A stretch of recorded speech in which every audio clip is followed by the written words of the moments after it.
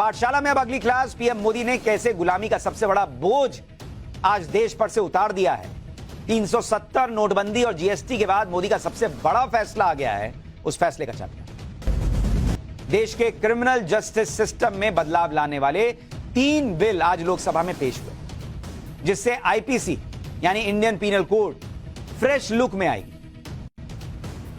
IPC मतलब जिन प्रावधानों से देश में हर अपराध की परिभाषा तय होती है। आप नहीं सुनते कि जब भी कोई केस होता है तो कहते हैं ना कि आईपीसी की फलाना धारा के तहत मामला दर्ज हुआ है।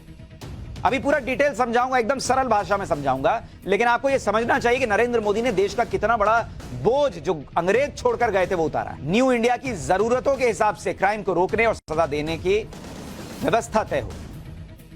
अब दुनिया में कोई ये नहीं कह सकेगा कि इतने सालों बाद आज भी अंग्रेजों के दिए हुए कानून से भारत में सजा तय होती। जो 3 बिल आज लोकसभा में पेश हुए हैं, इनमें कौन कौन से बिल हैं भाई? 3 बिल पेश हुए और तीनों जो हैं वो हर आम आदमी पर प्रभाव छोड़ने वाले हैं। एक है इंडियन पीनल कोड से जुड़ा बिल, इंडियन पीनल कोड, और ये कब से है? 1860 से था। 1860, हम 2023 में हैं और 1860 में उस वक्त की व्यवस्था के हिसाब से जो कानून बना हुआ था उसको फॉलो कर रहे हैं।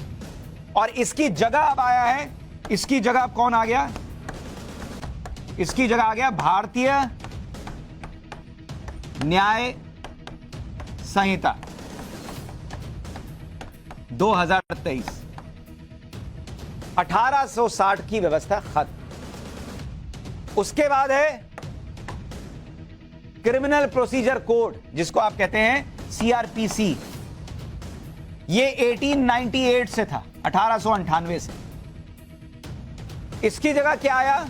इसकी जगह अब आ गया है भारतीय नागरिक सुरक्षा संहिता,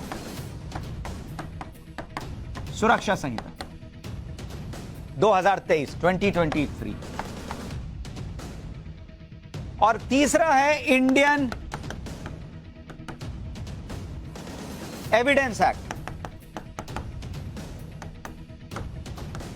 आईईए, और ये कब से था भाई? 1872 से। और इसकी जगह अब आ गया भारतीय साक्ष्य अधिनियम, भारतीय साक्ष्य अधिनियम 2023, अधिनियम 2023।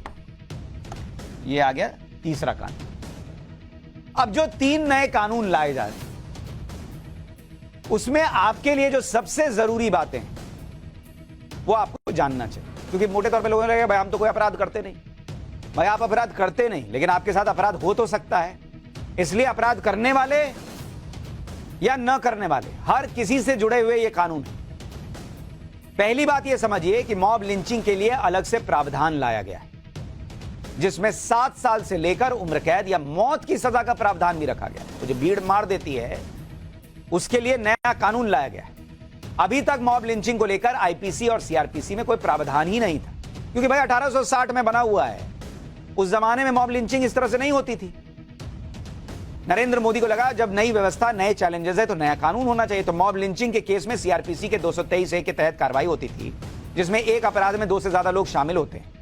अब तक नेशनल क्राइम रिकॉर्ड ब्यूरो देश भर में अपराधों को लेकर जो आंकड़ा भी इकट्ठा करता है, उसमें मॉब लिंचिंग का अलग से कोई सेक्शन तक नहीं होता था, जिससे यह पता ही नहीं चलता है कि देश भर में या किसी राज्य में मॉब लिंचिंग की कितनी घटनाएं हुई।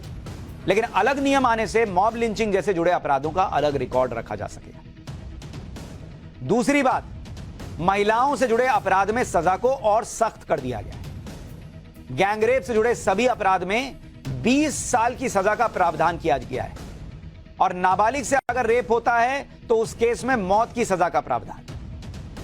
तीसरी बात, हाल ही में लव जिहाद के मामले देश में तेजी से बढ़ रहे हैं। ऐसे बहुत से केसेस आए हैं जिसमें गलत नाम बताकर या पहचान छिपाकर महिलाओं को धोखा दिया जाता है और शादी कर ली जाती है। इसको भी लेकर आईपीसी और सीआरपीसी में पहले से कोई अलग प्रावधान नहीं था, क्योंकि उस जमाने में ऐसा होता नहीं था।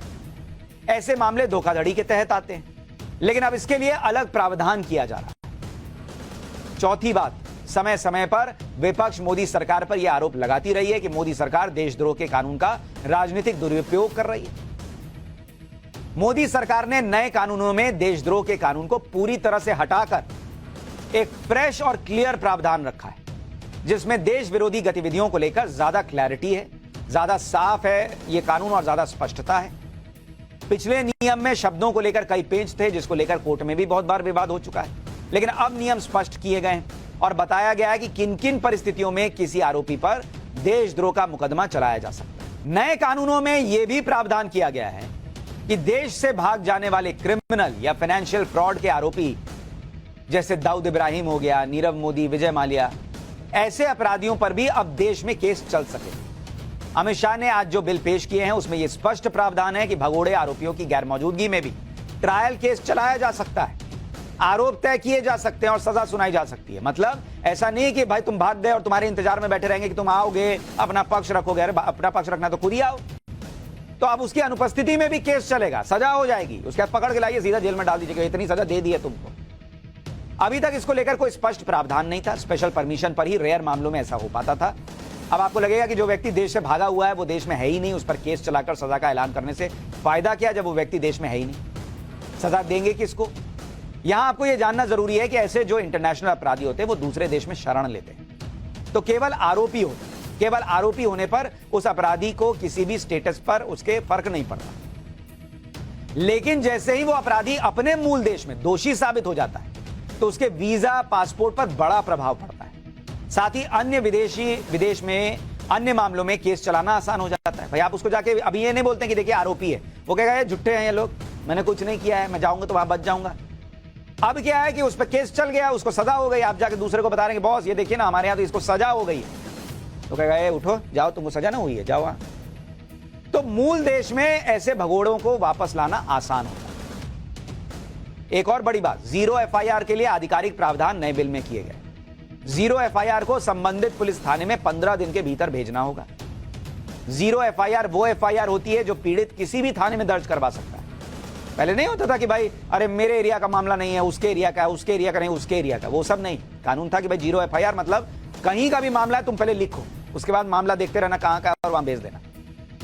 इसमें यह जरूरी नहीं होता कि अपराध की लोकेशन संबंधित थाने से जुड़ी है। वैसे तो जीरो एफआईआर अभी भी दर्ज होती है, लेकिन अब आधिकारिक प्रावधान कर दिया गया है कि आपको जीरो एफआईआर करना ही।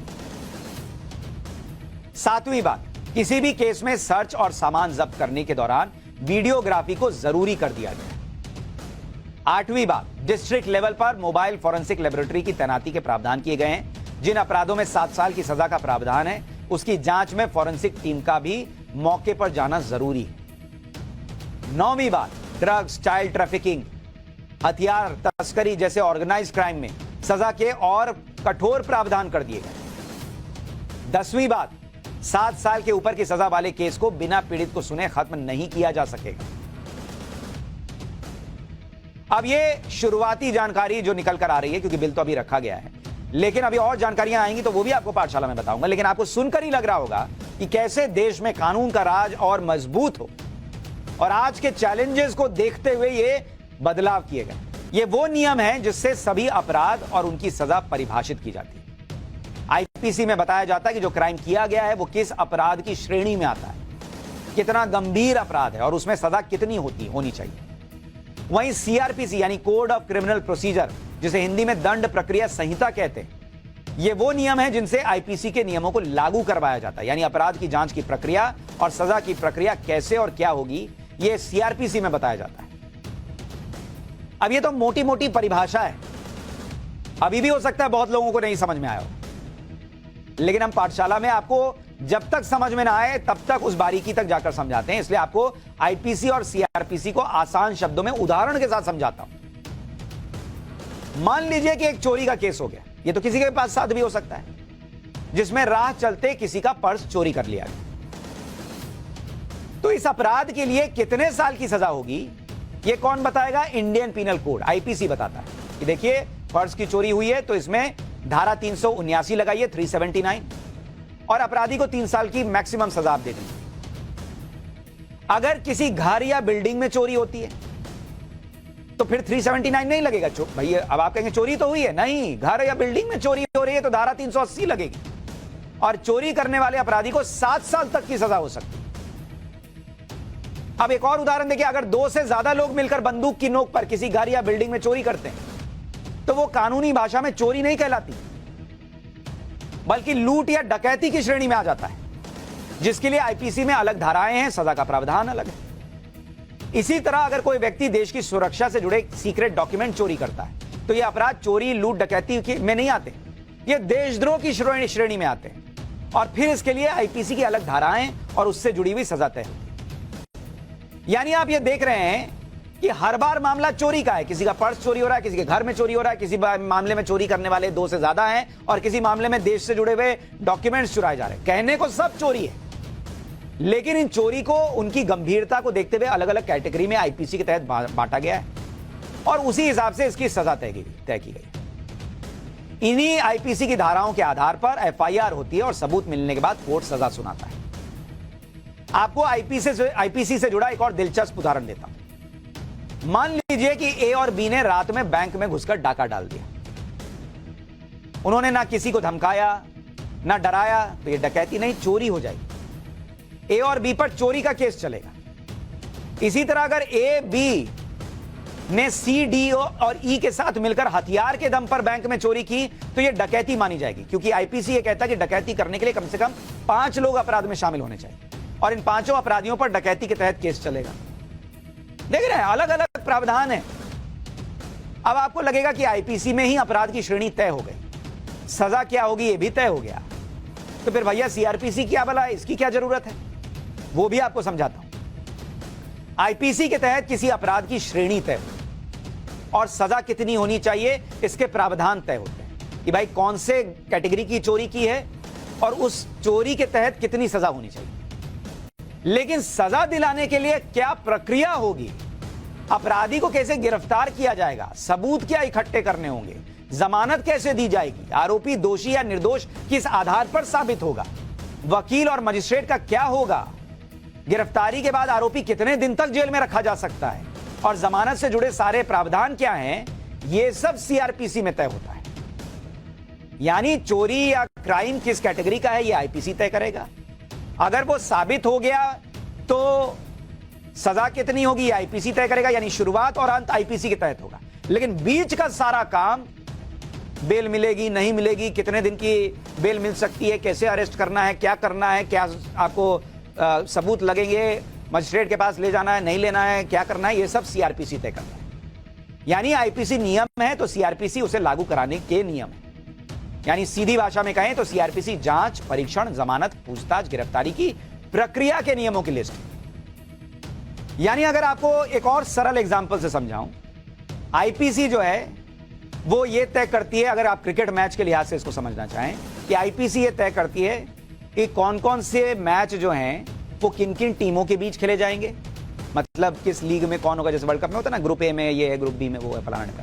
ये शुरुआत तय करती है आईपीसी, और किसको क्या इनामी राशि मिलेगी, विनर को क्या मिलेगा, जो रनर अप है उसको क्या मिलेगा, और मैन ऑफ द मैच को क्या मिलेगा, ये सब तय करती है आईपीसी। यानी शुरुआत और अंत अगर आईपीसी क्रिकेट के नियम होते तो इस तरह से आईपीसी के तहत है। लेकिन सीआरपीसी क्या करती है, सीआरपीसी तय करती है कि मैच में किस तरह से खेले जाएंगे, एक बॉलर कितने ओवर डाल सकता है, बैट्समैन कब रिटायर्ड हर्ट हो सकता है, अंपायर के क्या अधिकार होंगे, अंपायर किसको कब आउट दे सकता है नहीं दे सकता। यानी जो मैच होना है उसके नियम तय करने की जिम्मेदारी सीआरपीसी के तहत होती है।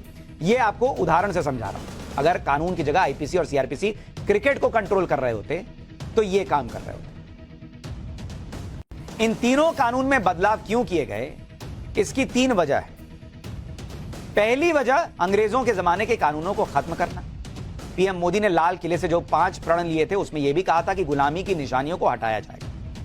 दूसरी वजह, पुराने कानून अंग्रेजों ने अपनी जरूरत के मुताबिक बनाए थे, जिनका मकसद भारतीयों को सजा देना ज्यादा और न्याय देना कम था। तीसरी वजह, क्योंकि अपराध करने का तरीका, जांच का तरीका वक्त के साथ सब बदल गया है, इसलिए पुराने कानूनों की जगह नए कानून लाए गए हैं जो मौजूदा वक्त के मुताबिक। 2019 में जब पीएम मोदी दूसरी बार प्रधानमंत्री बने थे तब उनकी सरकार ने यह कह दिया था कि वो आईपीसी में बड़े बदलाव करेंगे। मार्च 2020 में गृह मंत्रालय ने क्रिमिनल लॉ में बदलाव के लिए एक राष्ट्रीय स्तर की कमेटी बनाई। नेशनल लॉ यूनिवर्सिटी के चांसलर को इस कमेटी का प्रमुख बनाया गया। कमेटी को आईपीसी, सीआरपीसी और एविडेंस एक्ट के रिव्यू का काम सौंपा गया। कमेटी ने मार्च 2023 में अपनी रिपोर्ट सौंपी। फिर इसी साल अप्रैल में सुप्रीम कोर्ट को भी सरकार ने इन्फॉर्म कर दिया था कि अप्रैल में सरकार ने सुप्रीम कोर्ट में बताया कि वो इंडियन पिनल कोड और क्रिमिनल प्रोसीजर कोड यानी आईपीसी और सीआरपीसी में संशोधन करने का विचार कर रही है।